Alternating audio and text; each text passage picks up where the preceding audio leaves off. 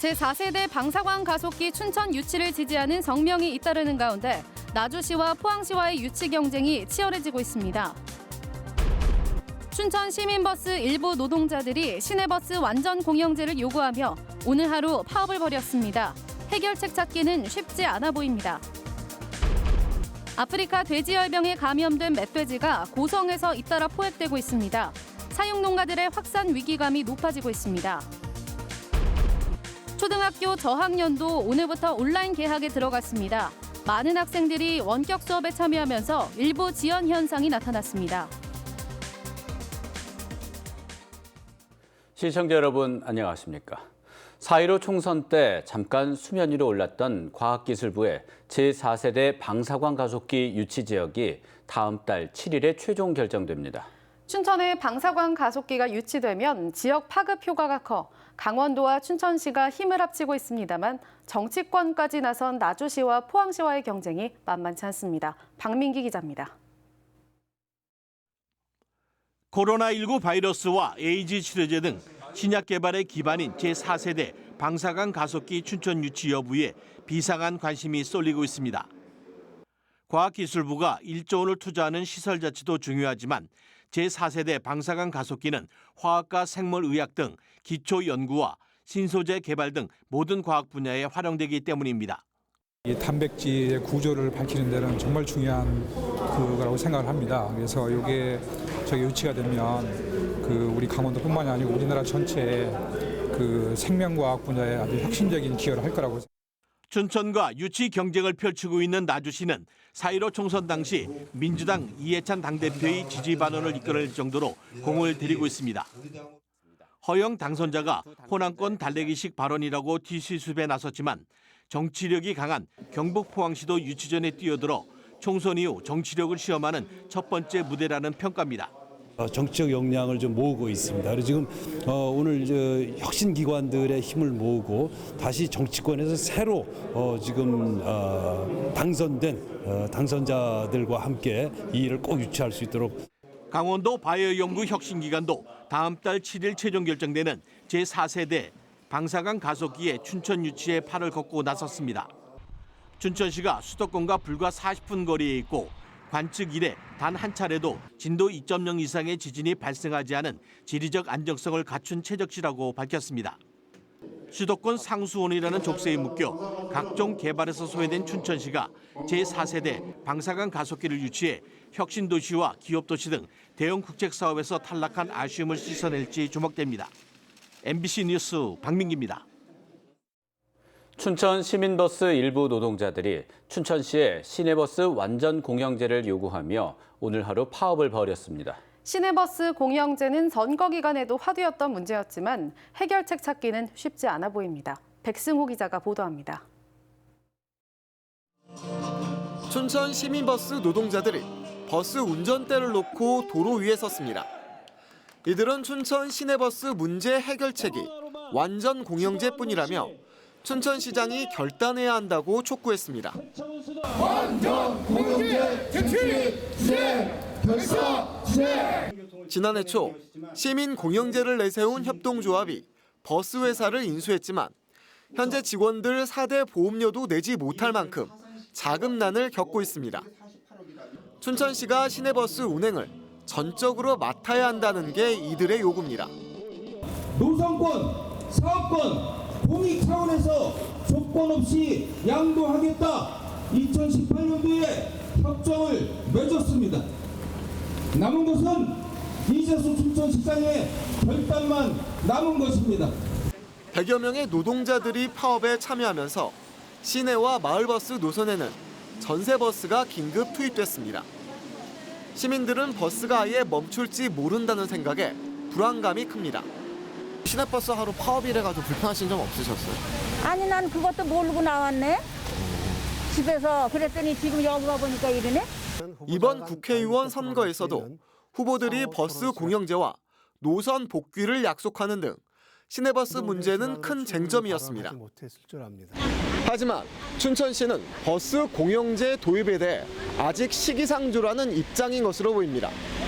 춘천시의 한 관계자는 지금은 춘천 시민버스 경영 정상화가 우선이지 버스 공영제를 시행할 단계는 아니라고 밝혔습니다. 시민단체 등이 포함된 춘천 시내버스 공공성 실현을 위한 시민협의회도 아직까지 뚜렷한 결론을 내리지 못하고 있습니다. 춘천 시내버스 문제가 급진전되기 위해서는 아직 시간이 더 필요할 것으로 보입니다. MBC 뉴스 백소입니다. 원주의 한 대학이 도내에서 처음으로 대면 강의에 들어갔습니다. 하지만 대면 강의 첫날부터 각계에서 우려의 목소리가 터져나오자 대학 측은 대면 강의를 하루 만에 다시 중단했습니다. 정다혜 기자의 보도입니다. 원주의 한 대학 강의실. 마스크를 쓴 학생들이 2m 간격을 두고 띄엄띄엄 앉아 있습니다. 교수도 마스크를 착용했고 강의실에는 10명 이내의 소수 인원뿐입니다. 코로나19 우려 속에 대면 강의를 진행하는 만큼 전원 동의하에 30명 이하의 강좌에 한해서만 현장 수업이 진행됐습니다. 학생들은 온라인 강의보다 효율적이고 철저한 방역 속에 수업이 이루어지다 보니 안심이 된다는 입장입니다. 이번에 대면 강의로 해가지고 학생들도 보고 교수님도 직접 보면서 이제 직접적인 수업 받고 실습도 하면서 컨펌도 직접 바로바로 받을 수 있으니까 되게 그런 점이 편했고요. 대학 측은 미대, 한의대, 간호대 등 실험 실습이 불가피한 전공에서 대면 수업 요청이 많아 대면 수업이 불가피했다고 밝혔습니다.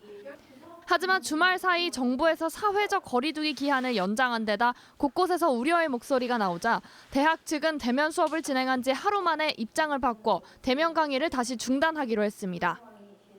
정부의 그 사회적 거리두기 연장에 적극 부응해서 5월 5일까지 대면 수업을 중단하는 것으로 결정했습니다.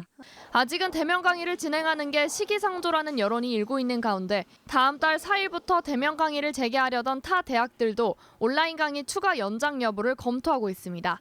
MBC 뉴스 정다혜입니다. 주로 화천과 철원에서 발견된 아프리카 돼지열병 양성 멧돼지가 최근 고성에서 잇따라 포획되고 있습니다. 방역 당국과 지자체가 확산 방지에 나섰고 축산 농가도 긴장의 끈을 놓지 않고 있습니다. 배연환 기자가 보도합니다. 지난 16일 민통선 지역인 고성군 현내면 명호리 광역 울타리 안에 설치된 포획틀에 야생 멧돼지 한 마리가 걸렸습니다. 검사 결과 아프리카 돼지열병에 감염된 것으로 확인됐습니다.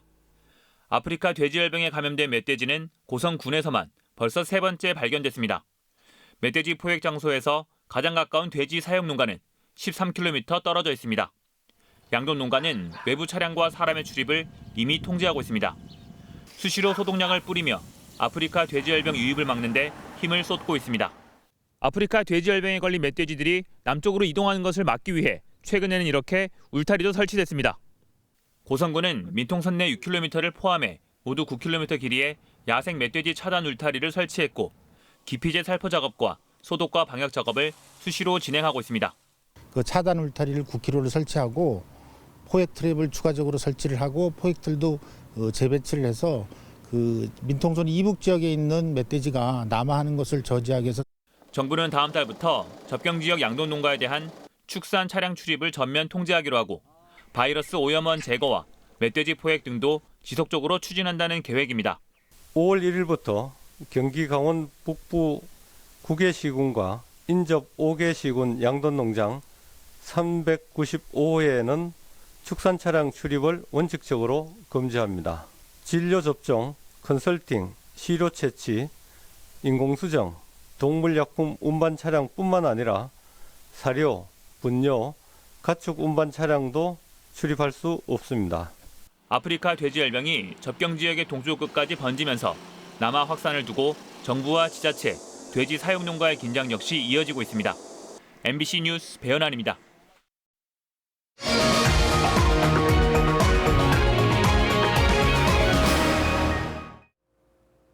초등학교 저학년도 오늘부터 온라인 개학을 실시하면서 지난 9일 중3과 고3부터 시작된 새학기 온라인 개학이 모두 마무리됐습니다. 강원도 교육청에 따르면 오늘 온라인 개학으로 초등학교 1학년부터 3학년을 포함한 도내 초중고 재학생 16만 명이 원격 수업을 받습니다. 대부분 초등 저학년은 EBS TV를 통해 수업을 받았지만 초중고 학생들이 모두 원격 수업에 참여하면서 EBS 온라인 클래스와 이 학습터의 접속량이 크게 증가해 일부 버퍼링이 걸리기도 했습니다. 전국 교직원 노동조합 강원支부가 성명서를 통해 강원도교육청이 사회적 거리두기 원칙을 무시하고 있다고 지적했습니다. 이들은 도교육청의 공문에 따라 교사들이 온라인 개학 기간 긴급 돌봄과 원격 수업을 병행하고 있어 교사들이 이중고를 겪고 있다고 주장했습니다. 또 도교육청이 집단 감염의 위험이 여전한 상황에서 다음 주부터 초등학교와 특수학교에서 집단 급식을 운영하기로 했다며 사실상 등교 개학과 다를 바가 없다고 우려를 표했습니다. 철원을 제외한 도내 17개의 시군에서 지역사회 코로나19 감염이 발생한 지 14일을 넘겼습니다. 강원도에 따르면 철원을 제외한 도내 전역에서 접촉자 등으로 인한 지역사회 감염은 잠복기인 2주를 넘겼습니다.